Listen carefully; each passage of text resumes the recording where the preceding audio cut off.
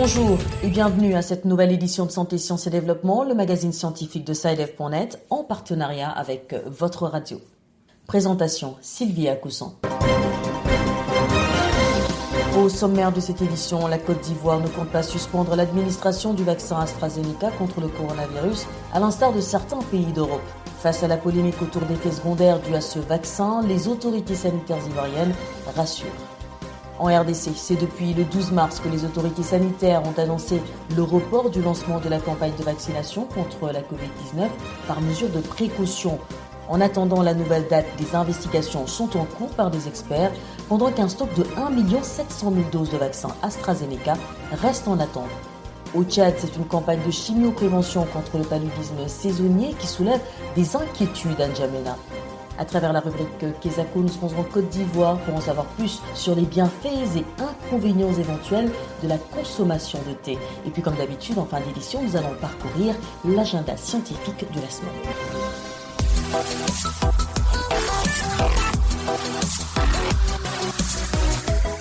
En Côte d'Ivoire, les autorités entendent poursuivre la campagne de vaccination à l'AstraZeneca contre la Covid-19. Ceci malgré la suspension, par précaution, de l'administration de ce vaccin dans plusieurs pays européens. Face à la polémique autour d'éventuels effets secondaires dus à ce vaccin, les autorités sanitaires du pays se veulent rassurantes. Les explications de notre correspondant Mamadou Traoré à Abidjan. C'est le ministre de la Santé et de l'Hygiène publique, Eugène Aka Awele, qui est monté au créneau pour rassurer la population face à cette polémique autour de possibles effets secondaires liés au vaccin AstraZeneca. L'Agence européenne du médicament, qui a autorisé l'utilisation de ce vaccin en Europe, indique qu'il n'y a aucun lien entre la vaccination et cette manifestation de coagulation du sang. Par ailleurs, le vaccin utilisé en Côte d'Ivoire ne provient pas de la même usine de fabrication que le vaccin utilisé dans les pays européens concernés. D'ailleurs, le gouvernement entend vite augmenter les points de vaccination pour pouvoir atteindre plus de monde. Nous avons 37 centres de vaccination ouverts à Abidjan. La semaine prochaine, de nouveaux centres vont ouvrir dans le Grand Abidjan.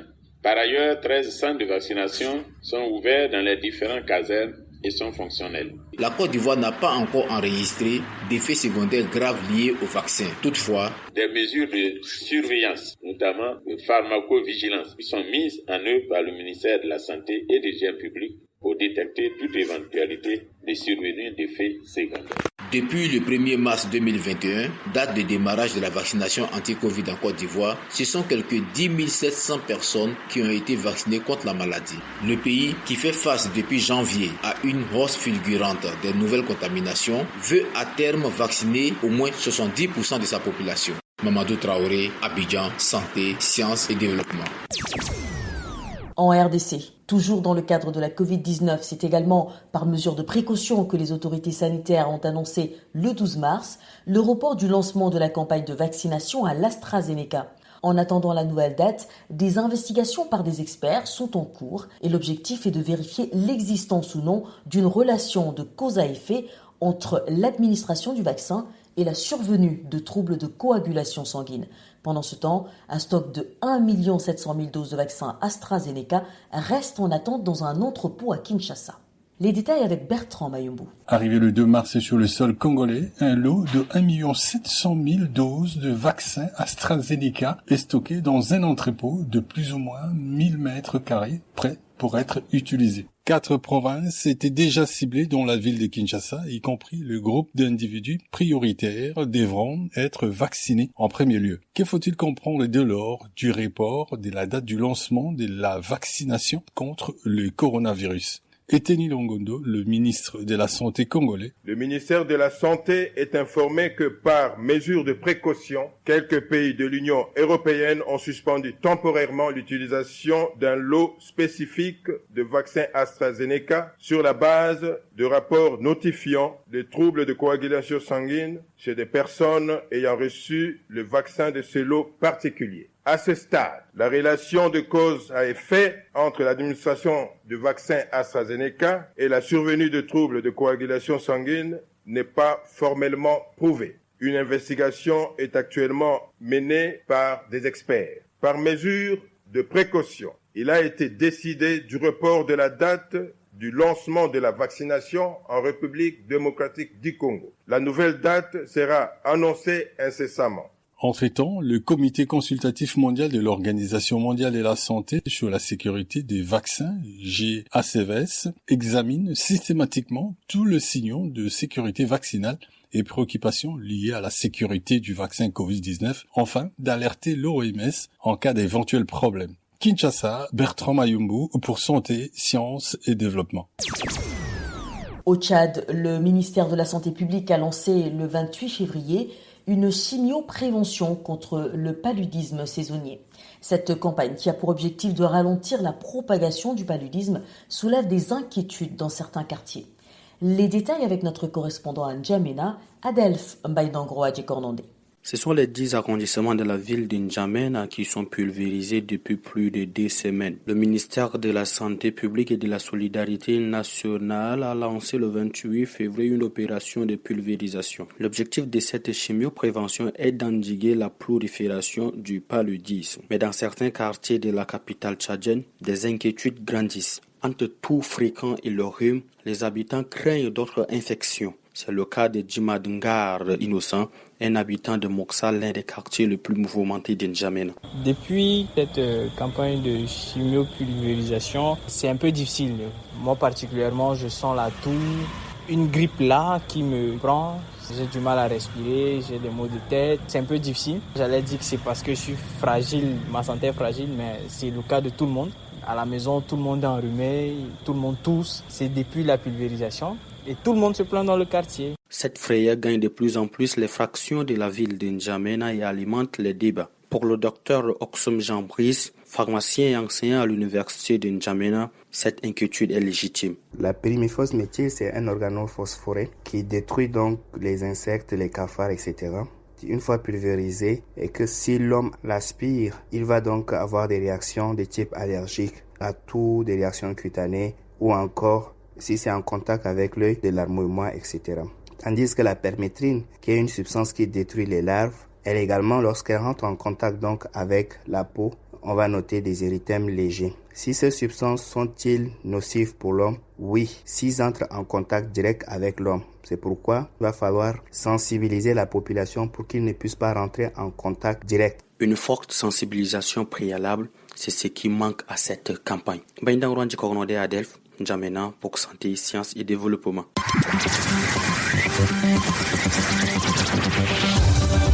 Kesako, qu'est-ce que c'est? Vos questions à la rédaction, les réponses de nos experts. La question de cette semaine vient de la Côte d'Ivoire. L'auditeur voudrait en savoir plus sur les bienfaits et inconvénients éventuels de la consommation du thé. Nous l'écoutons. Bonjour, SaïdF.net. Je m'appelle Doumbia Seydou Badian. J'habite à Mans, en Côte d'Ivoire. De nombreuses personnes s'adonnent de plus en plus à la consommation du thé. Alors je voudrais savoir quels sont les avantages du thé pour l'organisme, quels sont les risques pour les personnes qui n'en consomment pas. Une trop fréquente consommation de thé n'est-elle pas dangereuse pour l'organisme? Merci. Cap sur Abidjan, où nous attend notre correspondant Issiaka Nguessan, qui a cherché des réponses à la préoccupation de notre auditeur. Bonjour Issiaka. Bonjour Sylvie. Vous êtes notre correspondant à Abidjan. Quelle réponse avez-vous obtenue à la question de notre auditeur? Pour répondre aux préoccupations de notre auditeur, Dr Sablé Parfait Stéphane, spécialiste de santé publique et médecine communautaire, médecin au service de nutrition à Abidjan, a été sollicité par SaïdF.net. Il faut noter que c'est la boisson qui est la plus consommée dans le monde après l'eau. Pour pouvoir parler de ses avantages, il faut déjà savoir que contient le thé. Le thé est composé majoritairement par l'eau. Or, l'organisme a besoin d'eau pour fonctionner. Donc, quelqu'un qui va boire du thé va apporter de l'eau à son organisme. Et ça va aider l'organisme à pouvoir faire ses échanges, tout ce qui est réaction chimique à l'intérieur du corps, à pouvoir bien fonctionner. En dehors de l'eau, nous avons les sels minéraux. Dans le thé, nous avons le potassium, nous avons le magnésium, nous avons aussi le calcium. Le potassium est un élément qui va participer à la transmission des effluves nerveux. Donc, ça va permettre à tout ce qui est notre système nerveux de bien fonctionner. Ça permet une bonne contraction musculaire et aussi ça permet aux reins de bien fonctionner. Le calcium, comme on le connaît, c'est le constituant principal des os et des dents. Donc, ça va permettre quand même, dans une certaine proportion, aider au renforcement des os et de nos dents. Pour ce qui concerne le magnésium, c'est un élément qui est très important dans la transmission nerveuse, dans la relaxation musculaire. Il permet aussi au cœur de bien fonctionner. Il permet de réguler le taux de sucre dans le sang et la tension artérielle. Donc, quelqu'un qui va boire le thé, ces sels minéraux-là vont permettre à son organisme de bien fonctionner. Au-delà des sels minéraux, nous avons aussi des antioxydants. Ce sont des éléments qui sont très importants qui vont lutter contre les radicaux libres. Ce sont les radicaux libres qui viennent pour détruire les cellules qui sont à l'origine des cancers. Et ces antioxydants-là vont permettre de protéger, comme je l'ai dit, du cancer, les maladies cardiovasculaires, les AVC qui sont aujourd'hui fréquents dans nos statistiques et qui atteignent des personnes de plus en plus jeunes. Nous avons aussi la caféine, qui est un élément qui intervient comme un stimulant sur le système cardiovasculaire et le système nerveux. Nous avons également la théine, qui est un acide aminé. Une étude, par exemple, qui a été menée au Japon a démontré que cet acide aminé-là permettait de diminuer le stress psychologique et physiologique. Donc, celui qui boit le thé va apporter ces éléments-là et aura tous ces bienfaits. Maintenant, comme le thé, en général, il est fait à une certaine température, cette température va nous permettre d'avoir quand même une très bonne digestion. En général, les boissons chaudes permettent au système digestif de pouvoir bien fonctionner. Ça va éviter les constipations, tout ça. Mais il faut dire que il y a une règle qui dit tout est poison, rien n'est poison, seule la dose fait le poison. Même l'eau, si on la boit de façon exagérée, on peut avoir des conséquences. Donc, c'est la même chose aussi pour le thé. Normalement, 2, 3, parfois on peut aller jusqu'à 5 tasses par jour. Mais si on va au-delà, qu'on prend de façon constante, il peut y avoir quand même des risques. Et en général, les risques, dans les constituants du thé, nous avons par exemple les tanins. Les tanins sont les éléments qui vont venir empêcher l'absorption du fer. Or, le fer est un élément qui est très important dans la synthèse des hémoglobines. Donc, si on boit trop du thé, on va empêcher l'absorption de ce fer-là et on risque d'être anémié. On a aussi certains inconvénients au niveau de la sphère buccale. Ça peut jaunir les dents. Voilà. Voilà, Sylvie, les réponses de Dr Sablé Parfait Stéphane, spécialiste de santé publique et médecine communautaire, médecin au service de nutrition à Abidjan, qui répondait aux préoccupations de Seydou Doumbia de Mans sur les impacts de la consommation de thé. Merci, Isiaka. Je rappelle que vous étiez en ligne d'Abidjan, en Côte d'Ivoire. Si vous aussi souhaitez nous adresser une question, une seule chose à faire, appelez, écrivez ou laissez un message vocal au numéro WhatsApp suivant, le +221 77 846 54 34. Je répète, le 77 846 54 34. Votre question, vous pouvez aussi nous la poser par email. L'adresse email, c'est celle-ci, podcast@sidev.net. Podcast s'écrit P-O-D-C-A-S-T. Et SciDev s'écrit S-C-I-D-E-V. Je répète, podcast@sidev.net.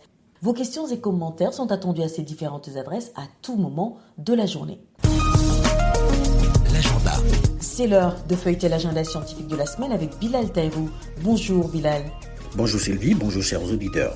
Fidèle au rendez-vous, quels sont les événements scientifiques que vous avez retenus pour cette semaine ? À l'agenda cette semaine, retenons tout d'abord 2 événements organisés par l'AUF, l'Agence universitaire de la francophonie. Il s'agit dans un premier temps d'une conférence en ligne organisée autour du thème de la Covid-19, plus précisément comprendre les variants, leurs conséquences épidémiologiques et les répercussions sur les vaccins. C'est une initiative de la Conférence internationale des doyens des facultés de médecine d'expression française et la date retenue est le 27 mars 2021 à 15h heure de Paris. La conférence est bien évidemment ouverte à tous. Et quant au second événement, il s'agit d'un webinaire sur la santé publique sur le thème la prise en charge des envenimations par morsure de serpent dans les pays à revenus faibles ou intermédiaires. Il se tiendra le jeudi 8 avril 2021 à 12h temps universel. Pour suivre ces 2 conférences en ligne, rendez-vous sur le www.auf.org. Puis enfin Sylvie, retenons que du 29 au 31 mars 2021 se tiendra sur Zoom le 4e congrès panafricain de l'horticulture. Initialement prévu se tenir à Dakar, dans la capitale sénégalaise, le congrès a finalement opté pour un format virtuel au regard de la crise sanitaire. Pour avoir plus de renseignements, les personnes intéressées peuvent envoyer un mail à l'adresse info@aahc2020.org. Voilà, ce sera tout pour cette semaine, Sylvie. Merci Bilal. Mesdames et messieurs, c'est la fin de cette édition de Santé, Sciences et Développement que je vous remercie d'avoir suivi. Rendez-vous la semaine prochaine, même heure, même fréquence. D'ici là, portez-vous bien. Cette émission est disponible en podcast sur le site sidev.net/fr. Cette émission a été réalisée sur financement du CRDI, le Centre de recherche pour le développement international, un organisme public canadien. Le CRDI investit dans le savoir, l'innovation et les solutions afin d'améliorer les conditions de vie dans les pays en développement.